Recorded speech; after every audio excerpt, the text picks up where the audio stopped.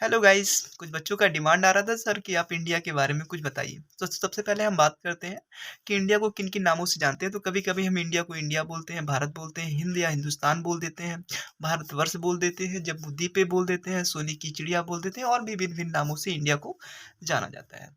दूसरी बात, इंडिया के जो नेबरिंग कंट्रीज हैं यानी पड़ोसी देश हैं वो कौन कौन से हैं। तो सबसे पहले पाकिस्तान आता है, फिर अफगानिस्तान आता है, फिर आपका चाइना आता है, फिर नेपाल आता है, फिर भूटान आता है, फिर आपका इधर भूटान के बाद म्यांमार आता है, फिर बांग्लादेश आता है, फिर जलीय सीमा में भी देश आते हैं जिसमें हमारा मालदीव है, श्रीलंका है।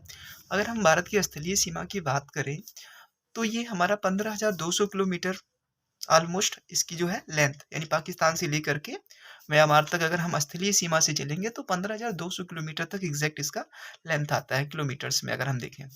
ठीक है। अगर फिर हम बात करें नीचे जलीय सीमा की, तो जलीय सीमा में जो होता है 7,516 किलोमीटर एग्जैक्ट ये हमारा जलीय सीमा है। मतलब वेस्ट घाट और ईस्टर्न घाट, इन दोनों को हम करते हैं। अब हम बात करते हैं इंडिया की। तो इंडिया में टोटल 28 स्टेट है, 8 यूनियन टेरिटरी है। और अगर हम इंडिया की बात करें, इंडिया की ईस्ट टू वेस्ट लंबाई की बात करें, मतलब पूरब से पश्चिम, तो 2933 किलोमीटर यानी 2933 किलोमीटर, यानी पूरब से पश्चिम। और उत्तर से दक्षिण की अगर हम बात करें तो 3214, हाँ राइट, 3214 यानी 3214 किलोमीटर। और फिर अगर हम बात करें